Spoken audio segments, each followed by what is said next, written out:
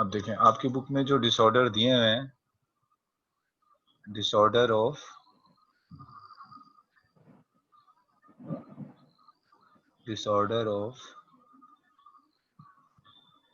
Respiratory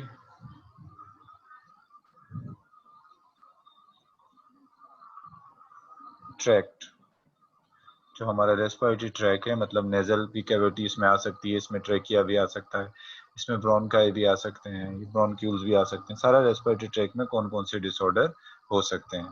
इसमें से जो डिसऑर्डर आपकी बुक में दिया हुआ है, एक तो लंग कैंसर दिया हुआ है,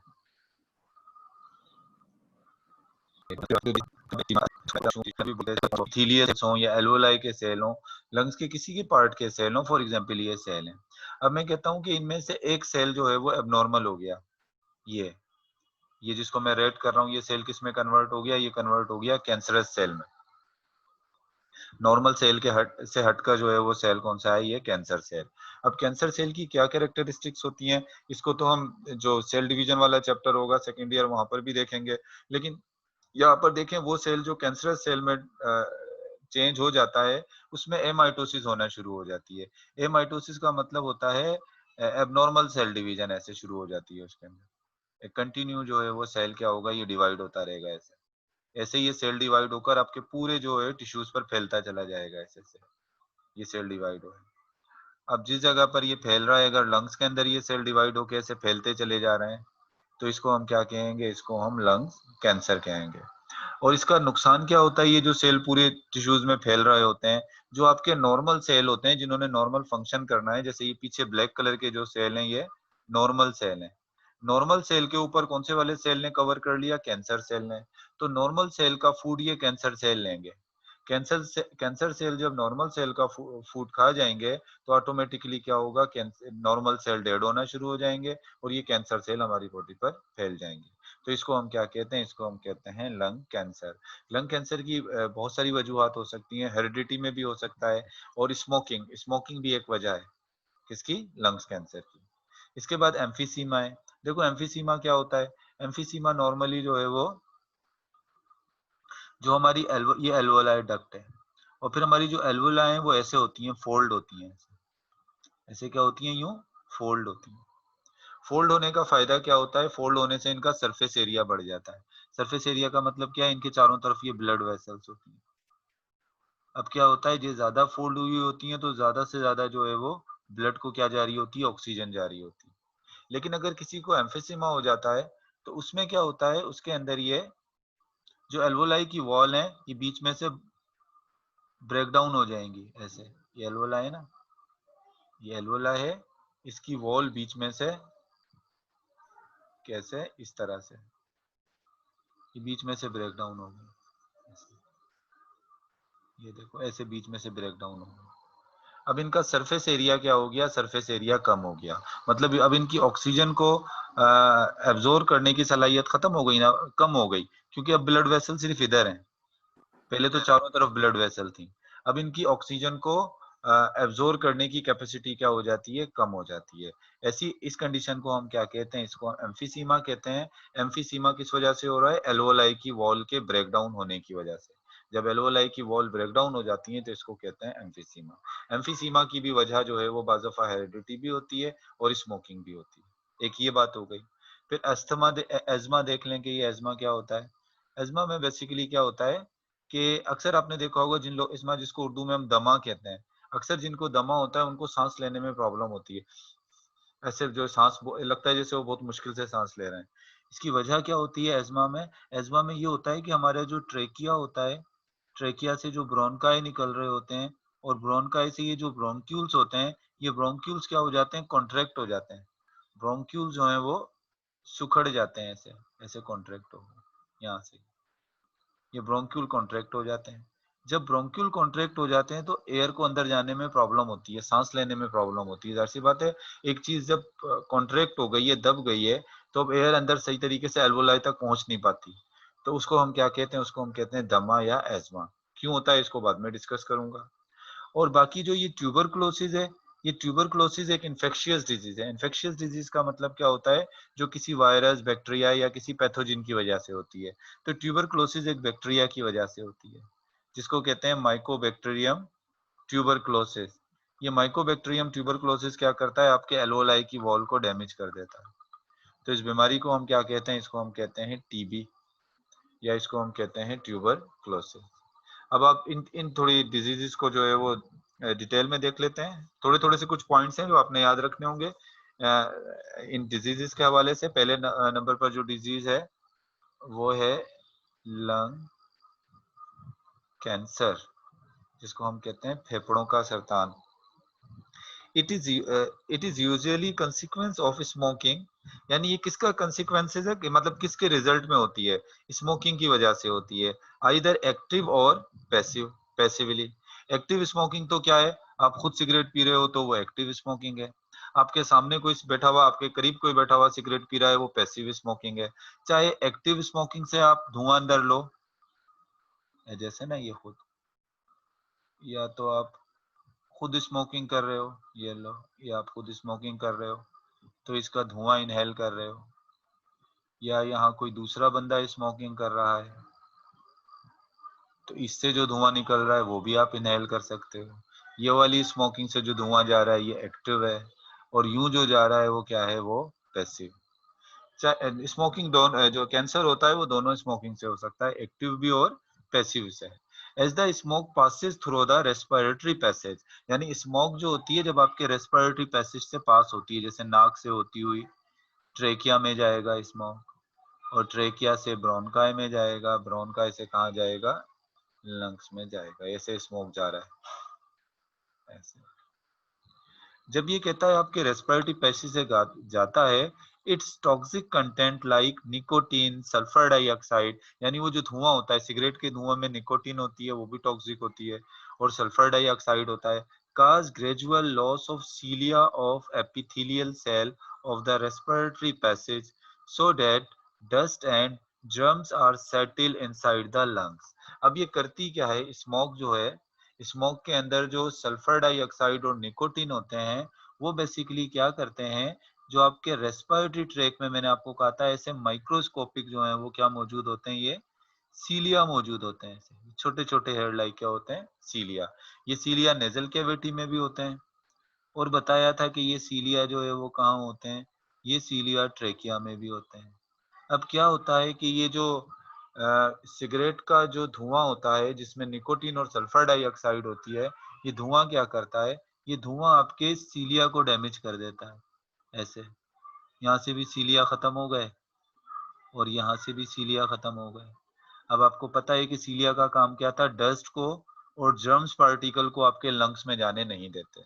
लेकिन अगर सीलिया खत्म हो गए तो अब डस्ट और जर्म पार्टिकल्स आपके लंग्स में जाकर बैठ जाएंगे, आपके एल्वोलाई में जाकर क्या होंगे, ये जमा हो जाएंगे, और वहां पर जाकर क्या कर सकते हैं, ये later cells with abnormal nuclei appear, और उनकी वजह से सेल इरिटेट होंगे, और हो सकता है उसकी वजह से जो है वो सेल के अंदर क्या हो जाए, एबनॉर्मल न्यूक्लियाई अपीयर होना शुरू हो जाए। यानी सेल का जब न्यूक्लियस एबनॉर्मल होगा, असल जो सेल डिवीजन स्टार्ट होती है वो न्यूक्लियस से होती है ना, कैरियोकाइनेसिस कहते हैं उसको। जब न्यूक्लियस एबनॉर्मल हो जाएगा तो क्या होगा, तो आपके सेल के अंदर जो है वो एबनॉर्मल सेल डिवीजन स्टार्ट जो है वो हो जाएगी, और एबनॉर्मल न्यूक्लियाई अपीयर हो जाएंगे विद थिकेंड एपिथेलियल लाइनिंग। और एपिथेलियल जो सेल होते हैं, यानी जो एल्वोलाई के जो सेल्स होते हैं जिनकी बनी हुई होती है उनको हम एपिथेलियल सेल कह रहे हैं, और वो एपिथेलियल सेल की जो लाइनिंग है वो थोड़ी थिक भी हो जाएगी। Finally these cell with abnormal nuclei break and thicken the epithelial lining and penetrate into the other tissue causing cancer. कहता है वो जो कैंसर वाले सेल होंगे ना, वो क्या करेंगे, जैसे ये आपकी एपिथेलियल सेल है, मैंने वो बनाए थे जो रेड कलर के कैंसर वाले सेल। अब ये कैंसर वाले सेल एपिथेलियल लाइनिंग को जो है वो क्या कर देंगे, थिक कर देंगे। अब एपिथेलियल लाइनिंग थिक होगी तो उसमें से ऑक्सीजन इतनी आसानी से डिफ्यूज नहीं होगी ना, प्रॉब्लम काज करेगी।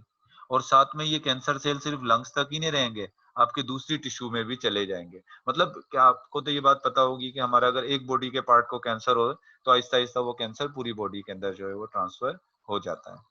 अब आपने इसमें क्या बात याद रखनी है, आपने ये बात याद रखनी है कि सिगरेट का जो स्मोक होता है उसमें कौन से टॉक्सिक कंपाउंड होते हैं। और भी बहुत से टॉक्सिक कंपाउंड होते हैं, आपकी बुक में 2 दिया हुआ है, निकोटीन और सल्फर डाइऑक्साइड। निकोटीन और सल्फर डाइऑक्साइड क्या करते हैं, आपके रेस्पिरेटरी ट्रैक को कैसे नुकसान पहुंचाते हैं। अगर आपसे पूछा जाए कि निकोटीन और सल्फर डाइऑक्साइड जो है सिगरेट के स्मोक में, वो आपके रेस्पिरेटरी ट्रैक को कैसे नुकसान पहुंचा रहे हैं, तो आपने कह देना है कि सीलिया को जो है वो डैमेज कर देते हैं, जो हमारे रेस्पिरेटरी ट्रैक पर मौजूद होता है। और उसकी वजह से जर्म्स पार्टिकल हमारे उसमें क्या कहना चाहिए, लंग्स के अंदर जाकर जो है वो सेटल हो जाते हैं, और वो फिर उसके न्यूक्लियस को जो है वो एबनॉर्मल कर देते हैं, फिर वो क्या हमारे नॉर्मल सेल कैंसर सेल में कन्वर्ट हो जाते हैं। तो ये जो आपकी बुक में कैंसर के हवाले से जो कुछ लिखा हुआ था लंग कैंसर का, मैंने आपको बता दिया। अब मैं दूसरी डिजीज की तरफ आ रहा हूँ, और वो है एम्फीसीमा।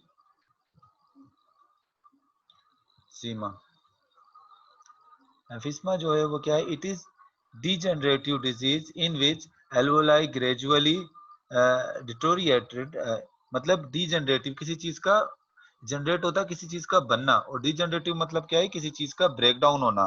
ये एम्फीसीमा एक ऐसी डिजीज है जो डिजनरेटिव डिजीज है। मतलब अगर ऐसे 2-3 डिजीजेस के नाम दे दें आपके पास, और इनमें से पूछें कि डिजनरेटिव डिजीजेस कौन सी है, जिसमें कोई चीज बनती नहीं है, कोई चीज पहले से बनी हुई कोई चीज खराब हो रही है, तो वो क्या होगा, वो होगा एम्फीसीमा जो है, ये क्या है, ये डीजेनरेटिव डिजीज है। सबसे पहले तो ये बात याद रख लेना कि ये कौन सी डिजीज है, ये डीजेनरेटिव डिजीज है। इसमें कौन से चीज डिटोरिएट होते हैं, मतलब कौन सी चीज की ब्रेकडाउन होती है। मैंने अभी आपको पहले बताया था, ये जो एल्वोलाई हैं ऐसे होते हैं, एल्वोलाई फोल्ड हुए, फोल्डिंग होती है, ऐसे लार्ज सरफेस एरिया होता है। एल्वोलाई क्या होते हैं, एल्वोलाई जो है वो की जो वॉल है वो ब्रेक डाउन हो जाती है। देखो एल्वोलाई की वॉल क्या हो गई है, ब्रेक डाउन हो गई, ये ऐसे ब्रेक डाउन हो गई एल्वोलाई की। एल्वोलाई की वॉल ब्रेक डाउन होने की वजह से उसका सरफेस एरिया भी अब क्या हो गया, कम हो गया। It happen when some toxic substance such as nitrogen oxide, sulfur dioxide, etc. Are constantly inhaled. मतलब कोई कुछ लोग ऐसी जगह पर रहते हैं, अगर किसी फैक्ट्री के करीब रह रहे हैं या किसी फैक्ट्री में काम कर रहे हैं, और वहां से मुसलसिल नाइट्रोजन जो है वो वहां से मुसलसिल नाइट्रोजन ऑक्साइड, सल्फर डाइऑक्साइड या इस तरह की जो है वो टॉक्सिक गैसेस रिलीज हो रही हैं, और वो कंटिन्यू उन गैसेस को इनहेल कर रहे हैं, तो ये गैसेस जाकर क्या करती हैं, आपके एल्वोलाई की वॉल को जो है वो क्या कर देती हैं, ब्रेक डाउन कर देती हैं। Due to such toxic substance, the elasticity of the lungs decrease। अब इसमें क्या होता है, पहले वो जब वो फोल्ड हुए होते हैं, वो जब फोल्ड होते हैं तो वो ज्यादा इलास्टिक होते हैं। जब उनकी फोल्डिंग खत्म हो जाती है, तो इस डिजीज में क्या होता है, लंग्स की जो है वो आहिस्ता आहिस्ता, इस डिजीज में लंग्स की जो इलास्टिसिटी होती है, elasticity of lungs is decrease. Lungs की जो इलास्टिसिटी होती है, यानी उनकी जो लचक होती है, वो क्या हो जाती है, वो खत्म हो जाती है इस डिजीज के अंदर। अच्छा, इसके अलावा एक और भी कहता है, जब due to such toxic substance elasticity decrease हो जाती है, as a consequences alveoli are rupture and lungs became harder. यानी एल्वोलाई की वॉल मैंने पहले ही बताई थी, जो है वो क्या हो जाती है, वो रप्चर हो जाती है, और एल्वोलाई की वॉल रप्चर होने की वजह से लंग्स जो होते हैं वो क्या हो जाते हैं, वो हार्डर हो जाते हैं, रप्चर होते हैं, और लंग्स जो हैं वो क्या हो जाएंगे, वो हार्डर हो जाएंगे। अच्छा, इसके अलावा जो है वो जब मैंने आपको बताया था यहाँ पर ब्लड की वेसल्स होती हैं, मेरा पेन आई थिंक पता नहीं क्यों नहीं चल रहा है, सॉरी, इसको आप एल्वोलाई की जो वॉल, ये सबसे पहले डिजेनरेटिव डिजीज है। लंग्स जो हैं वो क्या हो जाते हैं, वो उनकी इलास्टिसिटी जो है वो क्या हो जाती है, वो कम हो जाती है। अब मेरी बात समझ में आ रही है आप लोगों को, स्टूडेंट? Yes sir. अब यस सर। अच्छा, अब इसके कॉन्सिक्वेंसेज में क्या होता है, alveoli are rupture and lungs became harder. Alveoli rupture होते हैं, तो ये देखें ना, पहले एल्वोलाई कैसे, एक नॉर्मल बंदे का एल्वोलाई कैसा होगा, ऐसे होगा, ऐसे फोल्ड हुआ हुआ, और ये सॉफ्ट भी होता है जब फोल्ड हुआ हुआ होता है। और जिसको एम्फीसीमा है, उसका लंग उसके एल्वोलाई कैसे हो गए, उसके एल्वोलाई ऐसे हो गए। अगर ऐसे दो तस्वीरें बना के दे दें और पूछें नॉर्मल पर्सन का एल्वोलाई कैसा है और एम्फीसीमा वाले का कैसा है, तो एम्फीसीमा वाले का ऐसे है। अब क्योंकि इस बीच में से ही इसकी वॉल ब्रेक डाउन हो गई, अब क्या होगा, ये इस ऐसे होने की वजह से अब लंग्स जो है वो थोड़े क्या हो जाएंगे, हार्डर हो जाएंगे। लंग्स जितने सॉफ्ट होंगे इतना ज्यादा ऑक्सीजन आराम से जो है वो इनहेल करेंगे। So the tissue of the body including brain are supplied less and less oxygen. पहले देखो इसको, इसके तो चारों तरफ ब्लड की वेसल्स मौजूद थी ना, ये ऐसे, तो ये चारों तरफ से ऑक्सीजन एब्जॉर्ब कर रहा था। अभी इसके पास तो जब ये रप्चर हो जाएंगे तो बस ऑक्सीजन की ब्लड वेसल्स इतनी रह जाएंगी यहाँ तक, थोड़ी कम हो जाएंगी क्योंकि बीच में से ब्रेक डाउन हो गया है। तो अब इसको, अब इस वाले एल्वोलाई को तो कम ऑक्सीजन मिलेगी ना, कम ऑक्सीजन ये देगा ब्लड को, ये ब्लड को ज्यादा ऑक्सीजन दे रहा है। जब ब्लड को ऑक्सीजन कम मिलेगी तो हमारे ब्रेन को भी ऑक्सीजन कम मिलेगी, हमारे मसल्स को भी ऑक्सीजन जो है वो क्या मिलेगी, हमारे ऑक्सीजन कम मिलेगी। जब ऑक्सीजन कम होगी तो जो विक्टिम होगा यानी जिसको ये प्रॉब्लम हो गया है, became labour day by day, मतलब उसको मुशक्कत करनी पड़ेगी सांस लेने में, सांस लेने से ऐसे लगेगा कि बकायदा इसको बड़ी मेहनत करनी पड़ रही है सांस लेने में। It also takes him depress, जब ऑक्सीजन कम होगी ब्लड में तो डिप्रेस भी हो जाएगा, इरिटेबल भी हो जाएगा, थोड़ा चिड़चिड़ा भी हो जाएगा, स्लगिश भी हो जाएगा, सुस्त भी हो जाएगा। तो ये सारी चीजें थी। अब एम्फीसीमा की एक बात याद रख लो, एम्फीसीमा के अंदर जो इंपॉर्टेंट पॉइंट तुम्हें याद रखने के हैं, एक तो देखो ये याद रख लेना कि ये डीजनरेटिव डिजीज है। फिर एक याद रख लेना कि एल्वोलाई की जो वॉल होती हैं वो ब्रेक डाउन हो जाती हैं, लंग्स हार्डर हो जाते हैं इसमें। बस ये पॉइंट्स कुछ हैं जो आपने इसके अंदर क्या कर रखना है, याद रखना है। ये हो गया एम्फीसीमा। एम्फीसीमा के बाद फिर जो हमारे पास नेक्स्ट जो है वो है एज्मा, इसको हम एस्थमा भी कहते हैं, एज्मा। एस्थमा मुझे बताने से पहले मैं आपको एक चीज बताता हूँ जो आपके आगे भी काम आएगी। आपने ये आप पढ़ोगे जब आपने इन्फ्लामेशन, फर्स्ट ईयर की बुक के लास्ट चैप्टर में जो इम्यून सिस्टम है ना, वहां पर इन्फ्लामेशन में इस चीज का जिक्र है। अब देखो हमारी जो ब्लड वेसल्स होती हैं या हमारे जो ट्रेकिया के सेल्स होते हैं, हमारी बॉडी के जितने भी सेल्स होते हैं, अब जो ब्लड वेसल्स हैं, अब मिसाल के तौर पे देखो जब हमें कोई इन्फेक्शन होता है, मिसाल के तौर पे आप इधर देखो, ये स्किन है, सही है, ये स्किन है और स्किन के नीचे क्या है, ये ब्लड वेसल है, खून की नाली है, ब्लड वेसल, सही है। अब यहाँ से आपकी स्किन जैसे कट हो गई, अब जहाँ से आपकी स्किन कट होती है वहां से क्या दाखिल हो जाते हैं, वहां से दाखिल होते हैं बैक्टीरिया।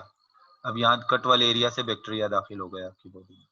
आपकी बॉडी में जैसे ही ये बैक्टीरिया दाखिल होते हैं तो हमारे जो बॉडी के टिश्यूज होते हैं उनमें एक सेल होते हैं जिनको हम कहते हैं मास्ट सेल। ये जो सेल है ये क्या है, ये है मास्ट सेल। अब जैसे ही कोई बैक्टीरिया वगैरह आपकी बॉडी में दाखिल होते हैं और वो मास्ट सेल को टच करते हैं, ऐसे मास्ट सेल को जब टच करेंगे तो मास्ट सेल एक केमिकल रिलीज करना शुरू कर देता है। मास्ट सेल से एक केमिकल रिलीज होता है और उस केमिकल को हम कहते हैं हिस्टामिन। इस केमिकल को हम क्या कहते हैं, हिस्टामिन। हिस्टामिन केमिकल का काम क्या होता है, ये वेसल्स को डायलेट करता है। वेसल्स को क्या कर देता है, डायलेट, यानी हमारी खून की नालियों को फैला देता है।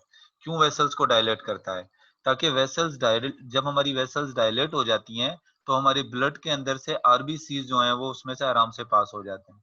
और आरबीसी जब उस, सॉरी डब्ल्यूबीसी, आरबीसी नहीं डब्ल्यूबीसी, जब ये हमारी ब्लड वेसल ऐसे डायलेट हो गई है, देखो फैल गई, ऐसे फैलने की वजह से इसकी वॉल थोड़ी परमिएबल हो जाती है। और क्या होता है, हमारे इस ब्लड में से डब्ल्यूबीसी निकल के बाहर जाते हैं और बाहर जाके ये जो बैक्टीरिया होते हैं इन बैक्टीरिया को खा जाते हैं। इस वजह से डायलेट करता है। हिस्टामिन क्या करता है, वेसल्स को डायलेट कर देता है।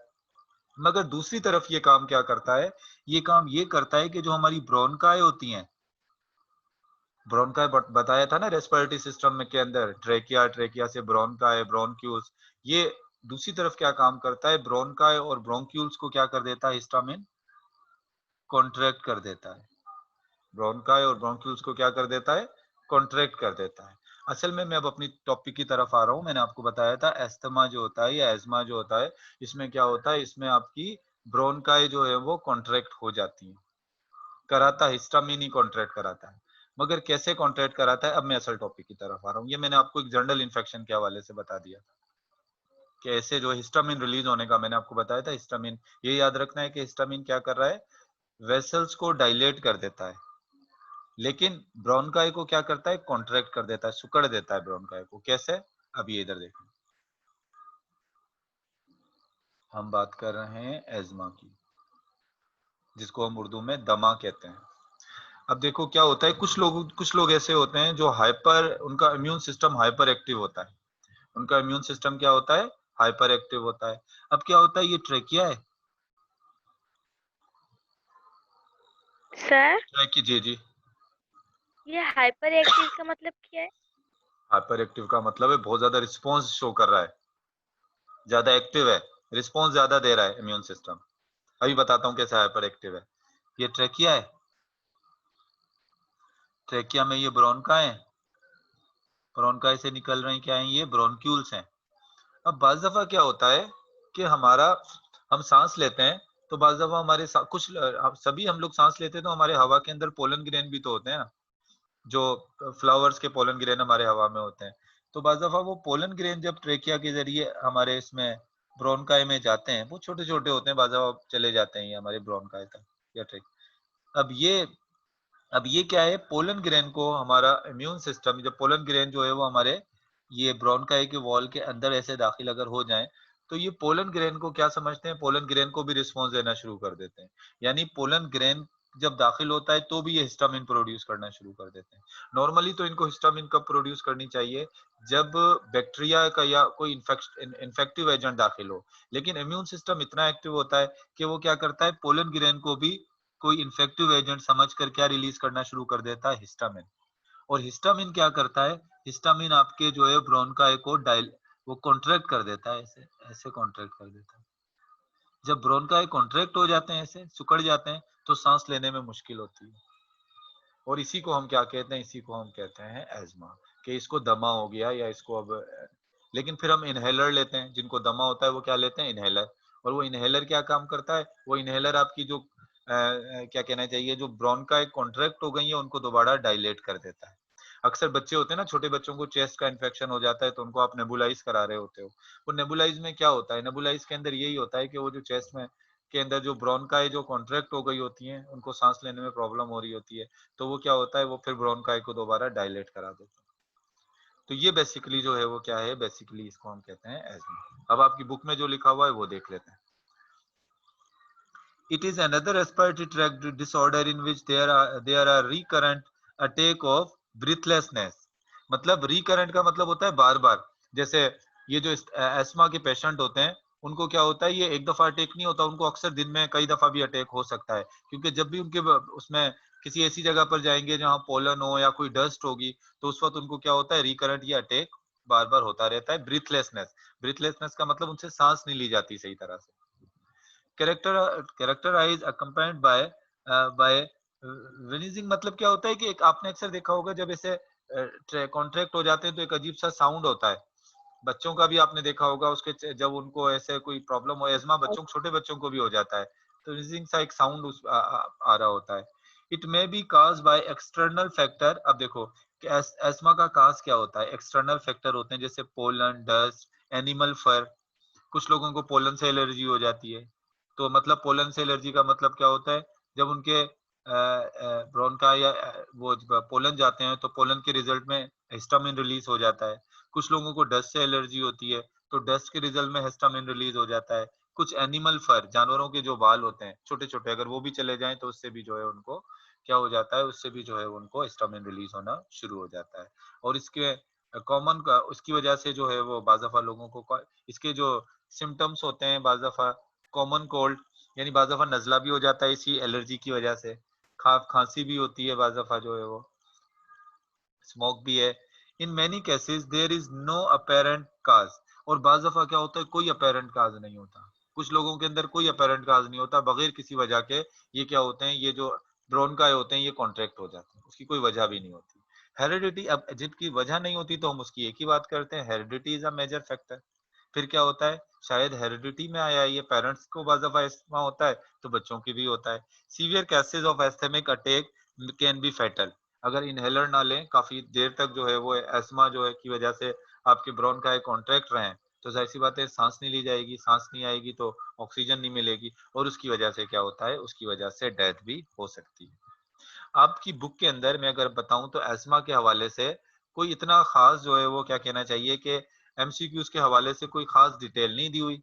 बस एक तो इतनी बात याद रख लेना कि एस्मा जो है वो, ये मैंने आपको बता दिया, लेकिन एस्मा के हवाले से इतना डिटेल नहीं दी हुई। एक तो ये याद रख लोगे ये रेस्पिरेटरी डिसऑर्डर है, पहला पॉइंट तो आपने ये याद रख लेना है।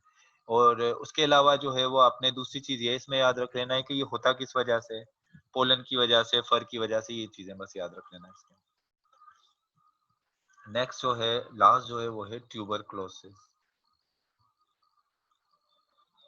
ट्यूबरक्लोसिस जिसको हम टीबी भी कहते हैं। It is an infectious disease. अभी देखो जो मैंने पहले वाली जो डिजीज बताई है आपको जितने भी, वो बहुत कम ऐसा होता है कि किसी बैक्टीरिया या वायरल इन्फेक्शन की वजह से वो नहीं हो रही है। वो बेसिकली अगर वो इन्फेक्शियस डिजीज नहीं है। ट्यूबरक्लोसिस कौन सी डिजीज है? ये इन्फेक्शियस डिजीज है। अगर इन 4 डिजीज का इनका नाम दे दिया जाए और इनमें से पूछा जाए इन सब में बताएं इन्फेक्शियस डिजीज कौन सी है, तो इन्फेक्शियस डिजीज कौन सी होगी? वो होगी ट्यूबरक्लोसिस। क्योंकि वो कौन काज कर रहा है? वो काज कर रहा है बैक्टीरिया।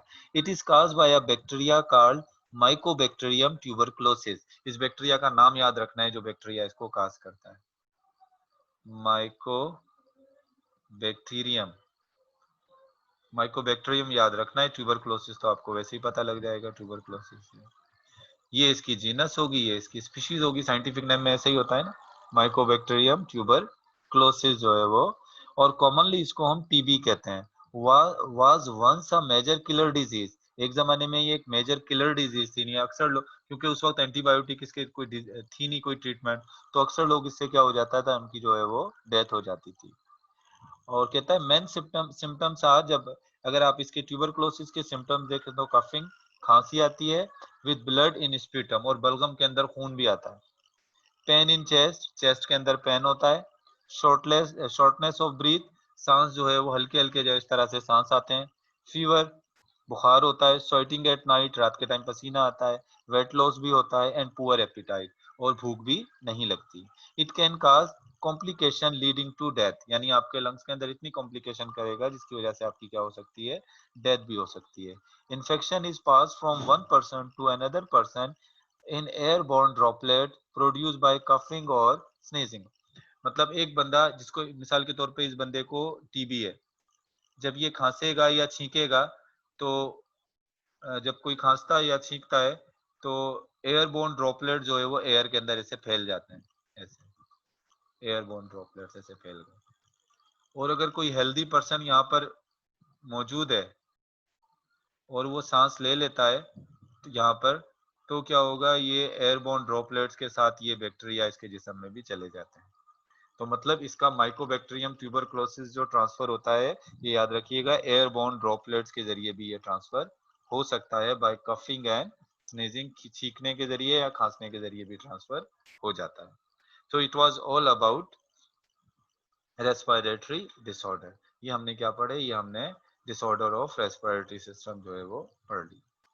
अब इसके बाद मैंने आपको लास्ट जो टॉपिक है इसका वो बताना है, ट्रांसपोर्ट ऑफ गैसेस। कैसे जो है वो गैसेस जो है वो ट्रांसपोर्ट होती हैं।